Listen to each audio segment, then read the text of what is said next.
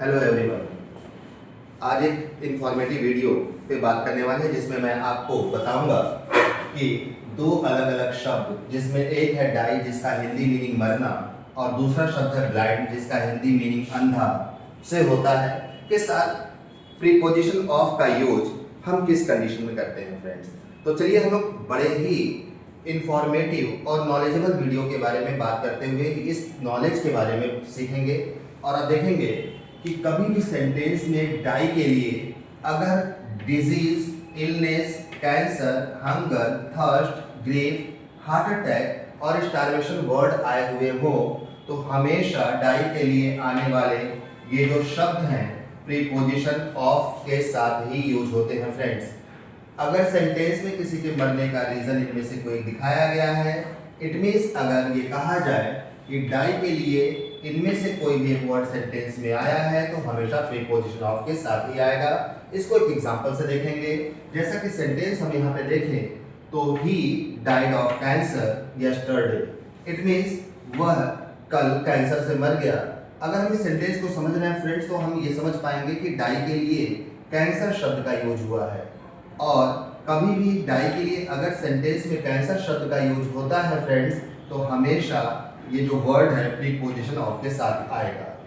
चलिए आइए हम ब्लाइंड के बारे में भी बात करें। और जैसा कि मैंने बताया कि ब्लाइंड का हिंदी मीनिंग अंधा होता है, और अगर किसी के ब्लाइंड होने का संबंध, इट मीन्स कनेक्शन, वन आई से आगे दिखाया गया है फ्रेंड्स, तो ब्लाइंड के लिए आने वाला जो वर्ड है वन आई वो हमेशा प्रीपोजिशन ऑफ के साथ ही आएगा।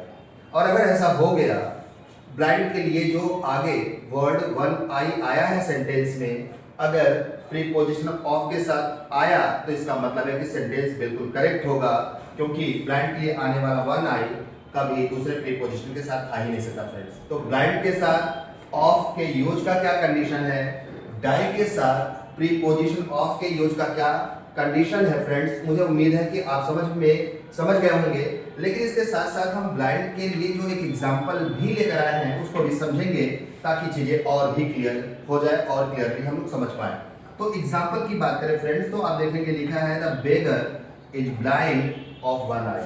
अगर हम इस एग्जांपल के थ्रू देखें फ्रेंड्स तो देखेंगे कि ब्लाइंड के लिए आगे सेंटेंस में वन आई यूज हुआ है, और अगर ब्लाइंड के लिए सेंटेंस में वन आई यूज हुआ है तो फ्रेंड्स मैंने आपको बताया कि ब्लाइंड्स के लिए जब भी सेंटेंस में वन आई आएगा तो अकेले नहीं आ सकता, जब भी आएगा तो प्रीपोजिशन ऑफ के ही साथ आएगा। और आप देख सकते हैं यहाँ ब्लाइंड के लिए जो वन आई आया है वो प्रीपोजिशन ऑफ के लिए ही आया, के साथ ही आया फ्रेंड्स, इसलिए ये सेंटेंस भी बिल्कुल सही है। तो इस तरह से हम लोगों ने ये सीखा कि डाई के साथ प्रीपोजिशन ऑफ का यूज कब होता है, ब्लाइंड के साथ प्रीपोजिशन ऑफ का यूज कब होता है फ्रेंड्स। तो उम्मीद है कि आपने डाई के साथ और ब्लाइंड के साथ प्रीपोजिशन ऑफ के यूज को अच्छी तरह से समझा होगा, और आप इस पर जो भी क्वेश्चंस अब बनेंगे इजीली सॉल्व कर पाएंगे, क्योंकि इसके लिए मैं आगे वीडियो लेकर के आऊँगा और डिटेल से इस पर सारी बातें की जाएंगी। उम्मीद है कि आप इसको समझ पाए होंगे। धन्यवाद, थैंक यू।